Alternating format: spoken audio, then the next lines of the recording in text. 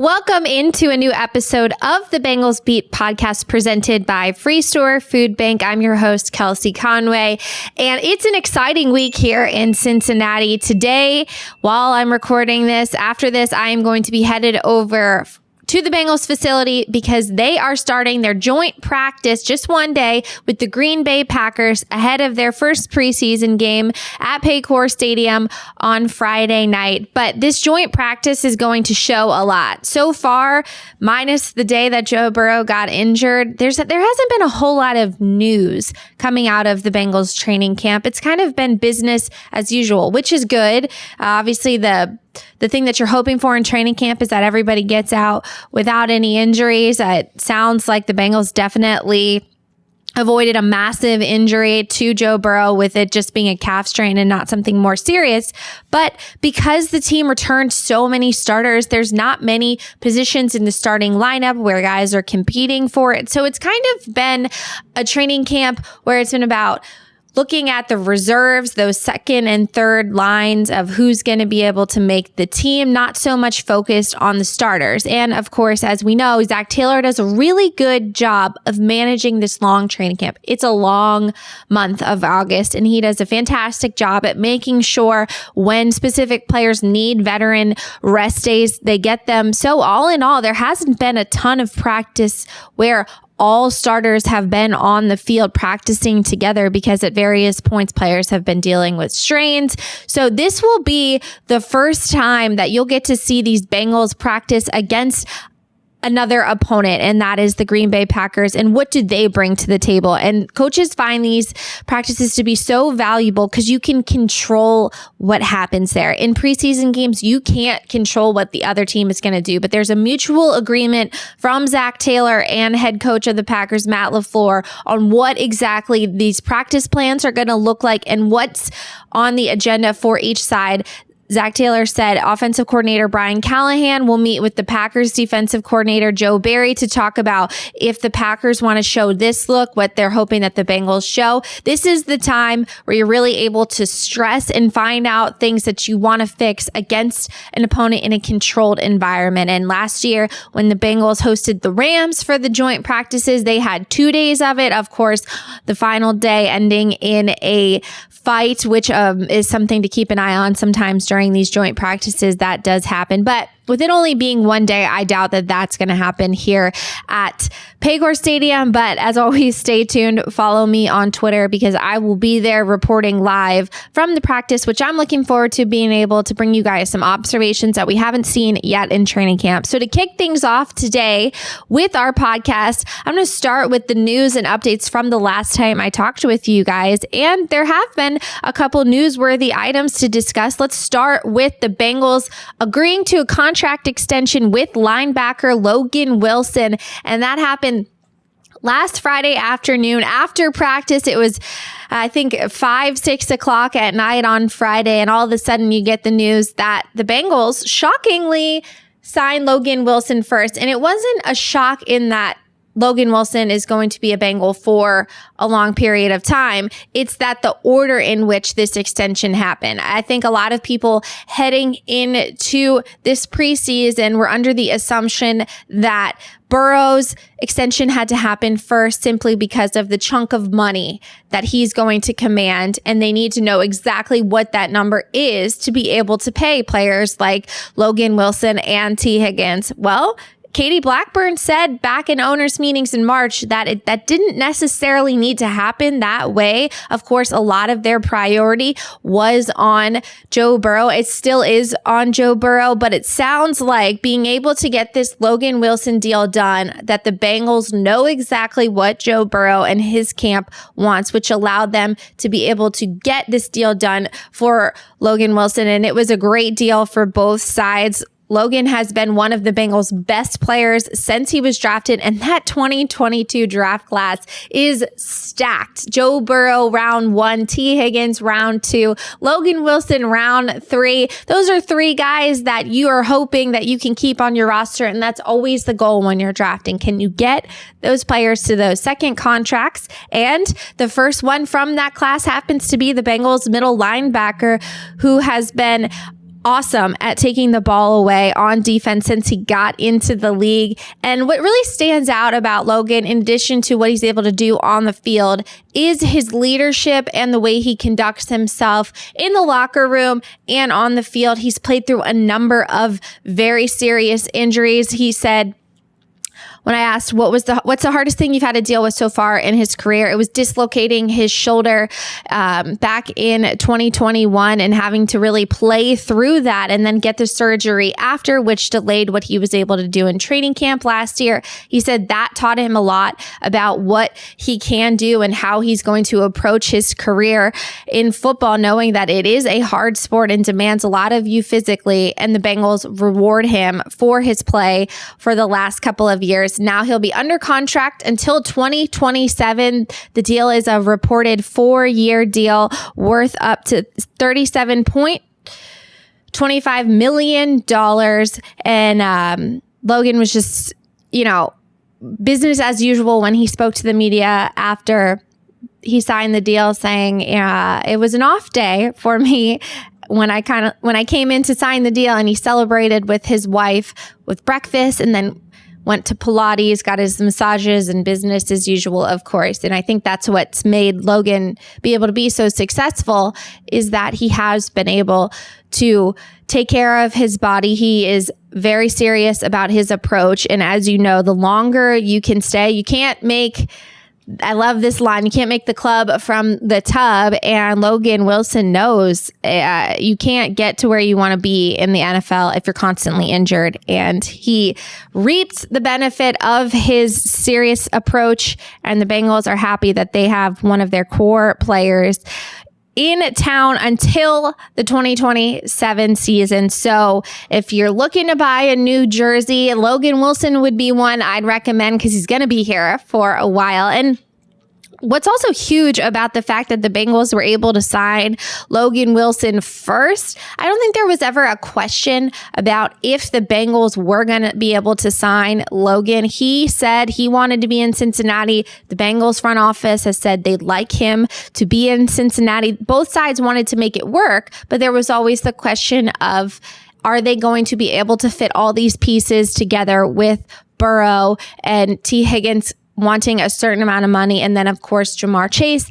next year. And Logan's deal fits nicely with what they're trying to do. It's a good deal in terms of what he wanted and just market value. But what really stands out about Logan's deal is that the Bengals were also able to keep Jermaine Pratt, which caught a lot of people by surprise. And now that you have Wilson under contract through 2027 and you have Pratt under contract through 2025, the Bengals now have one of, if not one of the best linebacker tandems in Cincinnati, in the NFL.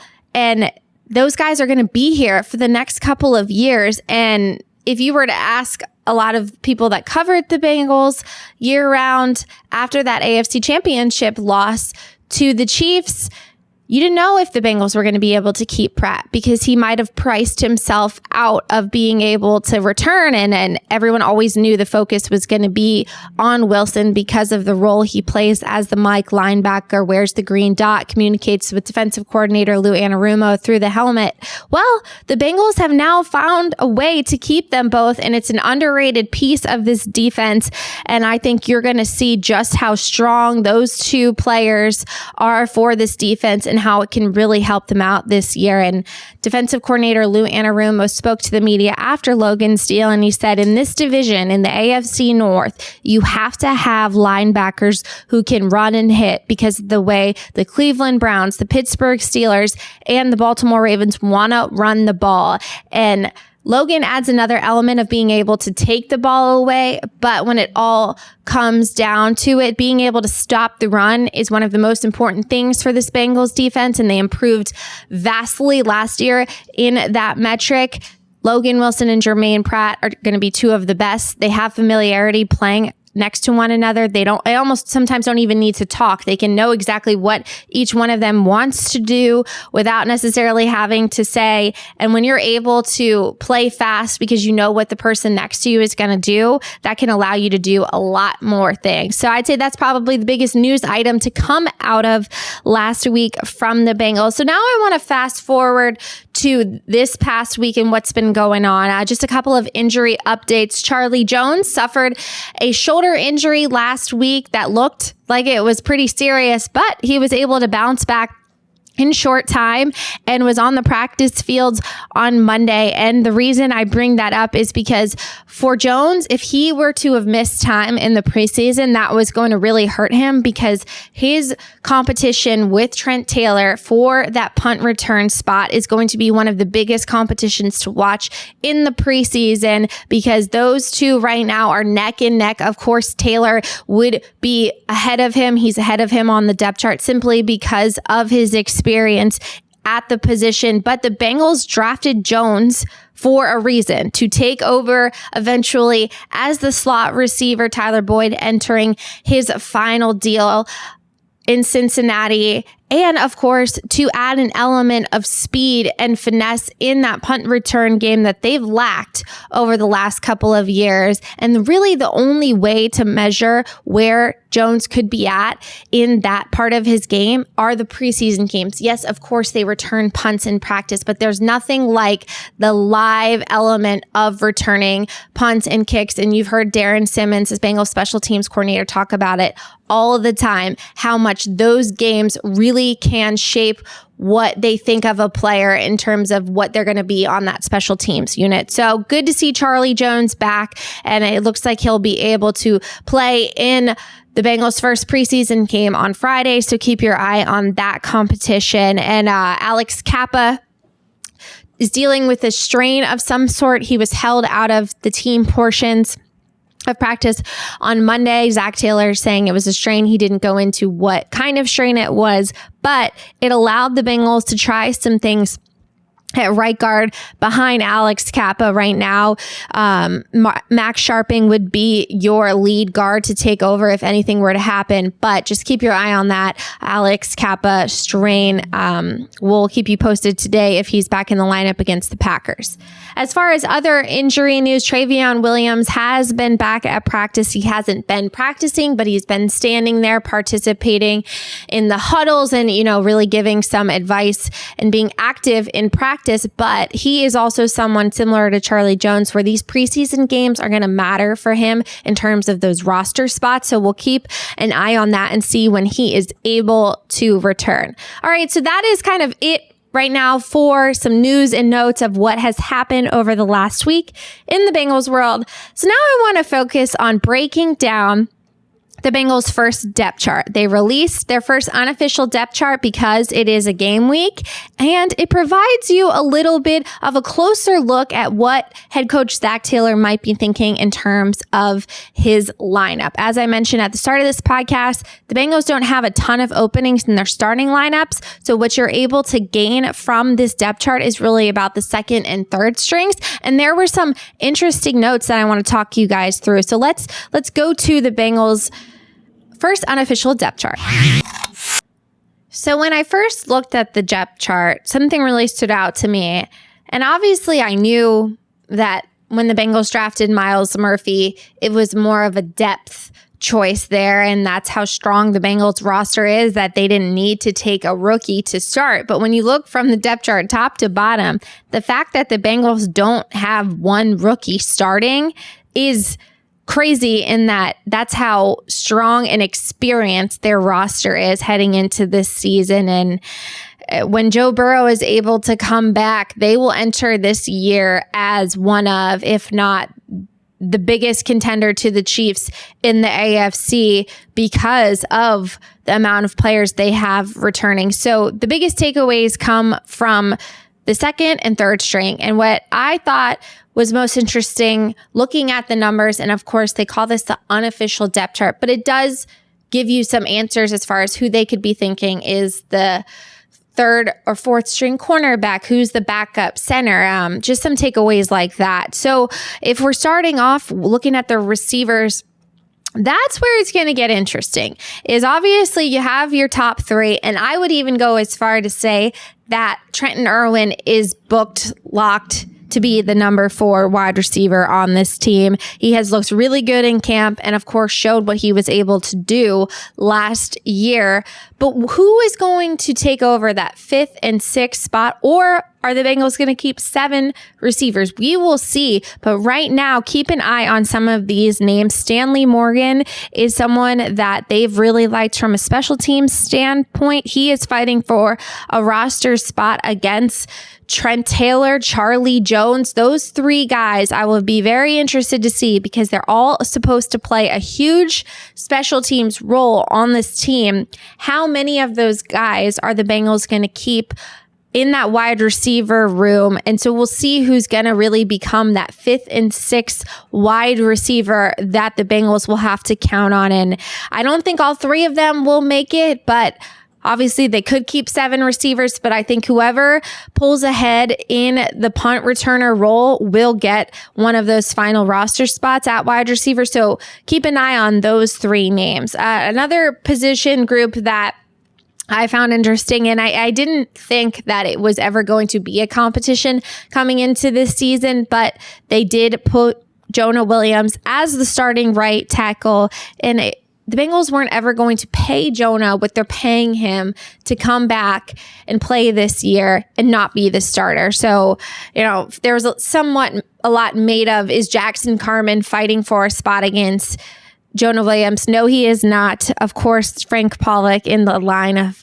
we want to compete all the time won't come out right now and say that Jonah is far and beyond, but the depth chart tells you they're happy with what Jonah is doing. I had a chance to talk with Frank Pollock about Jonah. He's happy with that, but the depth chart shows you Jonah Williams at right tackle over Jackson Carman with Cody Ford behind them. And that was a little bit of a surprise to me, because the Bengals signed him in the offseason for some depth at guard and at tackle. And for him to be that far down the depth chart is a little interesting, because now you start to say, well, is he even good enough to make the team? And he has not stood out in training camp thus far. So we'll see if he's able to start jumping off the field in terms of you're noticing him more. But as of right now, you haven't seen a whole lot from Cody Ford. Tight end looks, exactly how you'd expect it. Irv Smith was always going to be the number 1 with Drew Sample behind him. Mitchell Wilcox is still working his way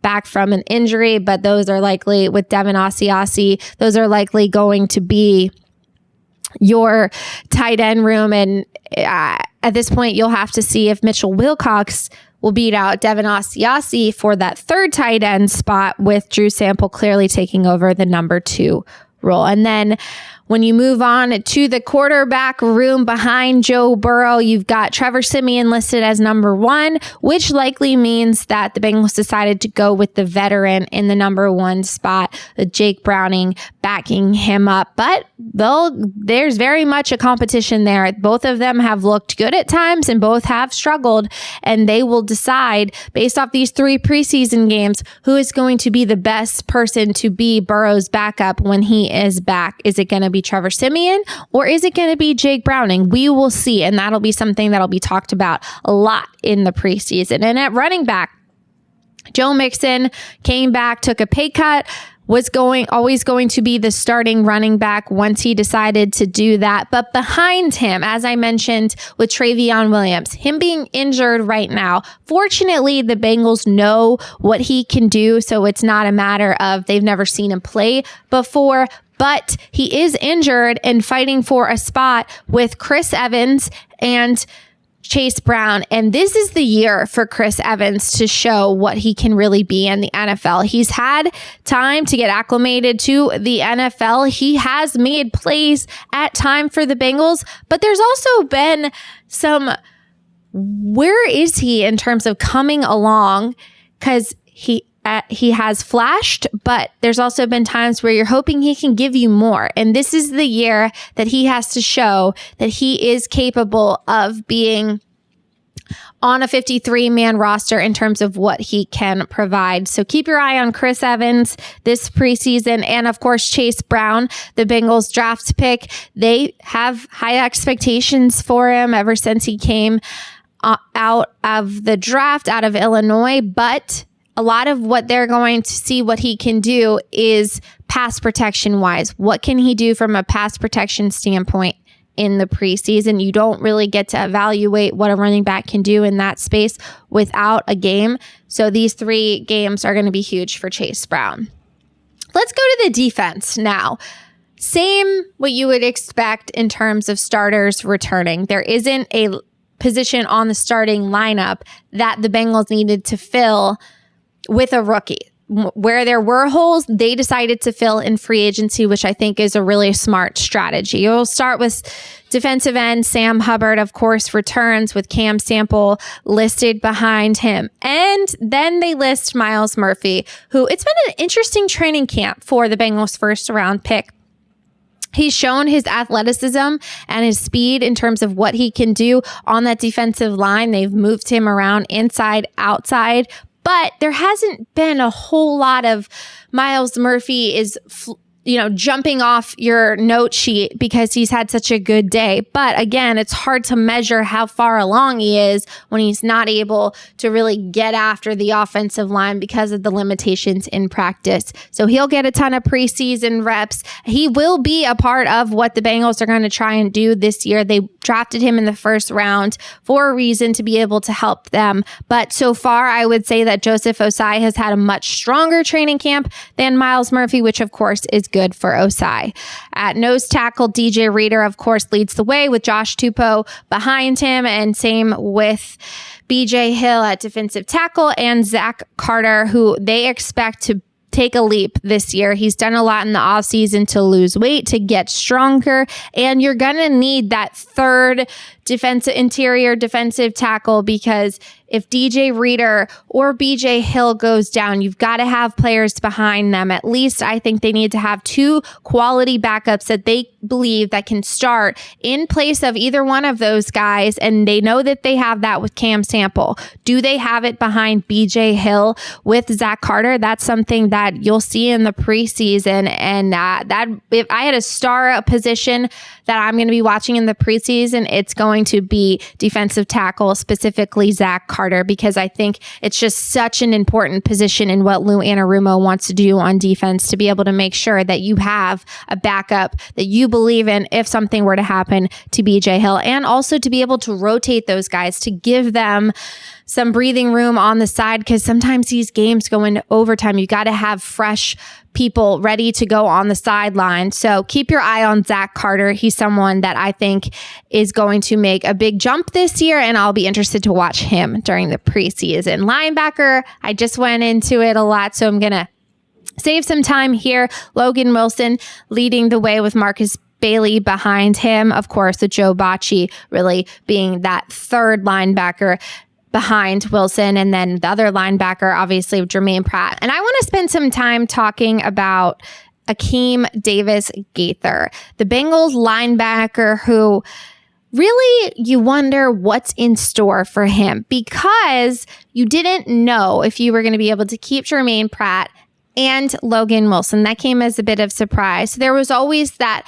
hope that if the Bengals weren't able to keep either of those guys, they believe in Akeem Davis-Gaither. They think he's good enough to be a starter, that they had him to fall back on and he could assume a starting role for this team. Well, Pratt and Wilson are both back. So where does that leave Akeem Davis-Gaither? He still sits behind Pratt on the depth chart, but this year is a really critical year for him, because after this season, he is going to start to wonder, am I capable of having a starting role at another team? Obviously, it's not going to be with the Bengals, given that Pratt is signed through the 2025 season and Wilson signed through the 2027 season. But is he good enough? He needs to show himself, and he needs to show the rest of the NFL that these preseason games are able to be accessed by every head coach and GM when they're making those decisions next offseason. So how Davis Gaither plays in these preseason games is really important as far as his future.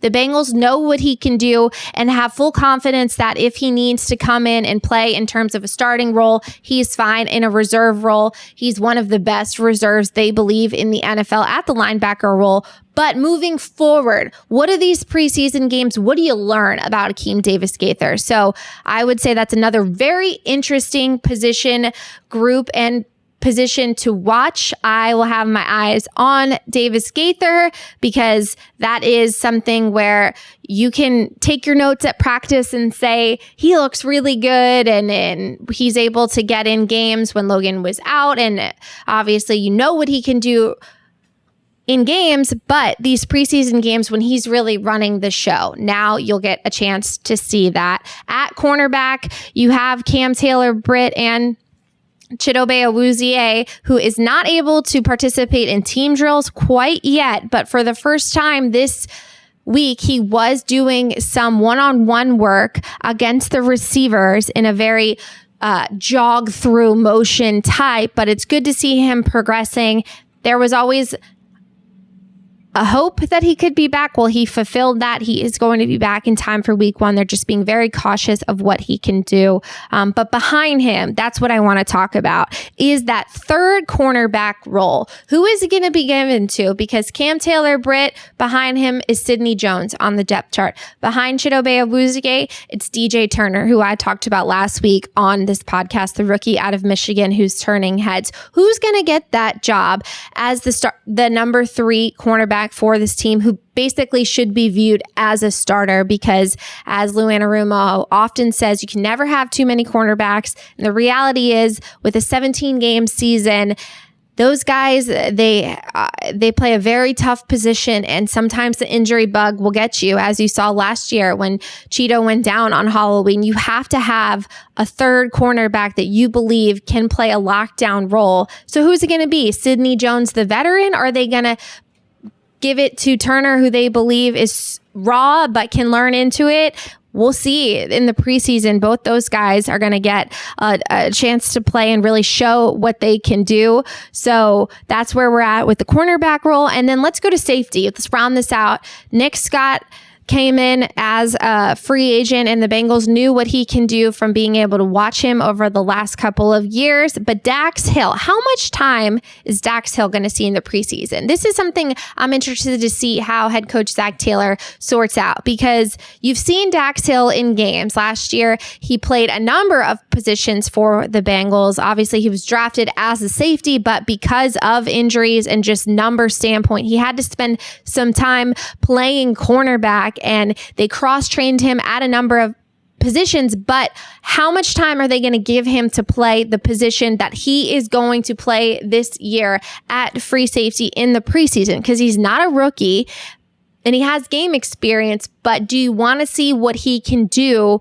as a starting safety? I think that he's going to play a lot more than a typical second-year player would, but we'll see. So keep your eye on that, how he and Nick Scott play together. I would think that Nick Scott will play less than Dax Hill, and I don't think Dax Hill will play a ton, but I think they are going to get some reps together just so that they can watch how they play together. The coaching staff can see how they're growing into the scheme and playing with one another. So I think you'll see more from that safety room than you have in years past, where Jesse and Vaughn didn't play in the preseason. So it'll be interesting to see how those new pieces, because there's so many questions about that Bengals safety room with Jesse and Vaughn having played over the last couple of years and being so solid for this defense. One of the biggest things you'll say coming into the year is, what does that Bengals secondary look like with a lot of new pieces? Cam Taylor-Britt just into his second year as a starter. And of course, as I mentioned, Hill and Scott both taking over as starters for the first time in this defense preseason.